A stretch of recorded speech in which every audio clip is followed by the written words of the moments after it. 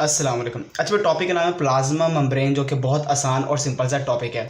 अगर plasma membrane की बात की जाए तो ये आउटर मोस्ट बाउंड्री है एनिमल सेल की, मतलब कि एनिमल सेल के अंदर सबसे बाहर वाली जो बाउंड्री है वो प्लाज्मा मेम्ब्रेन होती है। मगर प्लांट सेल के अंदर ये कवर्ड होती है किससे? सेल वॉल से। सेल वॉल के नीचे मौजूद होगी और प्लांट सेल के अंदर सबसे बाहर वाली बाउंड्री का नाम क्या है? वो सेल वॉल है।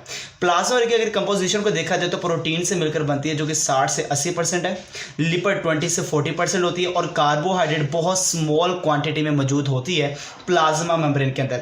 हम इसको देखते हैं प्लाज्मा मेम्ब्रेन को दो मॉडल के लिहाज से, और ये मॉडल बनाए गए स्ट्रक्चरल ऑर्गेनाइजेशन के लिहाज से, मतलब कि there are two models on the base of structural organization. एक मॉडल का नाम है यूनिट मेम्ब्रेन मॉडल और एक का नाम है फ्लूइड मोज़ेक मॉडल। ये यूनिट मेम्ब्रेन मॉडल के मुताबिक ये आपके सामने प्लाज्मा मेम्ब्रेन है और ये फ्लूइड मोज़ेक मॉडल के मुताबिक आपके सामने प्लाज्मा मेम्ब्रेन है। ये है लिपिड बाइलेयर और यहाँ पे आउटर प्रोटीन की लेयर है और ये इनर प्रोटीन की लेयर है। ये ऐसे है जैसे कि आप देख सकते हैं कहीं भी कोई गैप नहीं आ रहा, प्रोटीन हर जगह पे मौजूद है, प्रोटीन कंटिन्यूस है। और ऐसे जैसे नीचे डबल रोटी, ऊपर डबल रोटी और नीचे क्या है, अंदर क्या है, अंडा।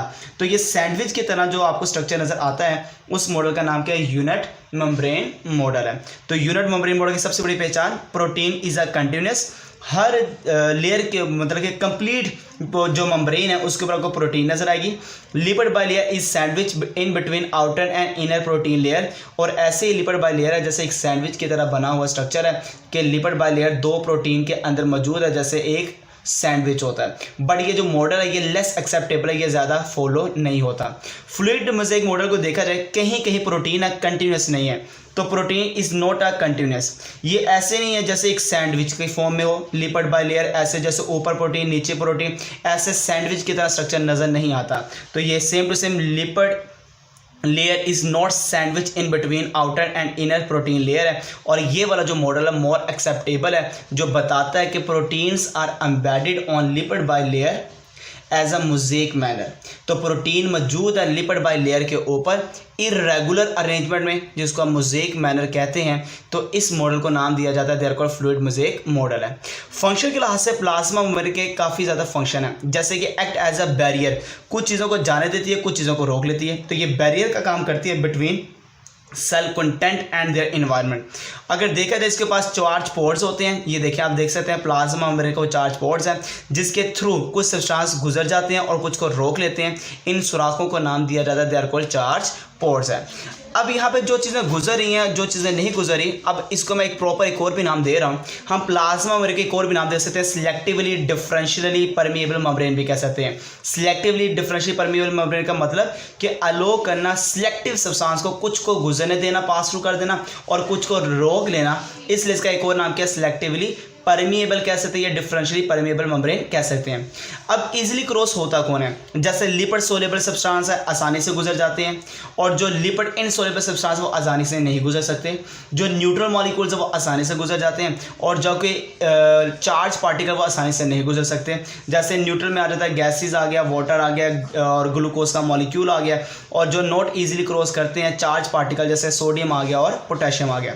अब गुजारने का जो काम है ना उसको ट्रांसपोर्टेशन कहते हैं, और वो दो प्रोसेस हैं जो कि आपको नजर आएंगे प्लाज्मा मेम्ब्रेन के ऊपर चलते हुए। एक है पैसिव ट्रांसपोर्ट, एक है एक्टिव ट्रांसपोर्ट। पैसिव ट्रांसपोर्ट का मतलब मटेरियल का जाना हाई कंसंट्रेशन से लो की तरफ, तो मूवमेंट ऑफ मॉलिक्यूल्स होना from high to low concentration. Active का मतलब लो से जाना हाई की तरफ, तो मूवमेंट ऑफ मॉलिक्यूल्स का होना लो से हाई कंसंट्रेशन की तरफ। पैसिव डाउनहिल मूवमेंट है, मतलब लो की तरफ जाना डाउनहिल मूवमेंट, और हाई की तरफ जाना अपहिल मूवमेंट है। जब भी आप नीचे की तरफ जाते हैं वहाँ पे एनर्जी की ज़रूरत नहीं होती, नॉट रिक्वायर ऑफ एटीपी, यहाँ पे रिक्वायर ऑफ एटीपी होती है।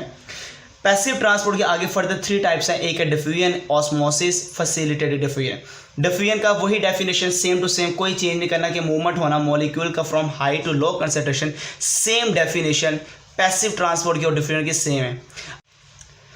इसी तरह अगर देखा जाए तो मैं अगर एक वर्ड यूज़ करता हूँ सेमी परमिएबल मेम्ब्रेन, मतलब कि the movement of molecules from high concentration से लो कंसंट्रेशन जाना but through semi permeable membrane जाना, इसको हम ऑस्मोसिस का नाम दे देंगे। अगर यही डेफिनेशन मैं अगेन मॉडिफाई करता हूँ, the movement of molecules from high to low concentration but through एक चीज़ से जाना, उसका नाम क्या है? Carrier protein. अगर कैरियर प्रोटीन से गुजर के जाएगा तो फैसिलिटेटेड फ्यूजन होगा। अगर सेमी परमिएबल मेम्ब्रेन का लफा लगाया जाता है तो ऑस्मोसिस कहलाएगा। अब हमारे पास दूसरी तरफ आ जाता है एक्टिव ट्रांसपोर्ट, जिसका नाम है एक्सोसाइटोसिस और एक का नाम क्या है? एंडोसाइटोसिस। एक्सोसाइटोसिस होता है कि अंदर से सेल का बाहर जाना एनर्जी लगाकर, ठीक है। कैसे बाहर जाना? जैसे मटीरियल अंदर से बाहर जा रहा है, प्लाज्मा मेम्ब्रेन बाहर की तरफ आउटफोल्ड हो रही है और एक वैक्यूल की शक्ल में ये बाहर चला गया, इसको एक्सोसाइटोसिस कहते हैं। मतलब the out take of material by outfolding of plasma membrane in the form of vacuole, they are called exocytosis.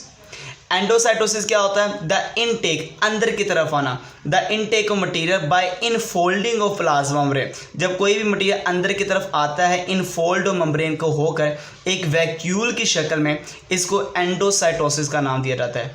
अब अंदर आने वाली जो चीज़ें हैं वो आपको मैं बताता चलूँ, या तो वो लिक्विड हो सकती हैं या वो सॉलिड हो सकती हैं। अगर कोई सॉलिड मटीरियल अंदर की तरफ इनगल्फ होगा, सेल के अंदर आएगा प्लाज्मा मेम्ब्रेन की मदद से, वो फैगोसाइटोसिस होगा। पिनोसाइटोसिस का मतलब अगर कोई चीज़ बाहर की तरफ जा रही है, अंदर की तरफ आ रही है, इनटेक हो रहा है लिक्विड मटीरियल का, अगर लिक्विड मटीरियल आएगा तो दे आर कॉल्ड पिनोसाइटोसिस है। मतलब बाहर की तरफ जाएगा सॉलिड मटीरियल फैगोसाइटोसिस, अगर अंदर आएगा लिक्विड मटीरियल में दे आर कॉल्ड पिनोसाइटोसिस। और अगर मैं कहता जाऊँ कि इसका लास्ट फंक्शन क्या है, तो आपको ये पता होगा कि न्यूरॉन के ऊपर जो नर्व इम्पल्स चलती है वो भी इसकी मूवमेंट को करवाने वाला, जंपिंग मूवमेंट करवाने वाला वो प्लाज्मा मेम्ब्रेन है। मतलब ये also involve in transmission of nerve impulse on neuron है। तो ये बहुत आसान और सिंपल सा टॉपिक था, एज इट इज़ लिखिए, इंशाल्लाह आपके नंबर नहीं कटेंगे।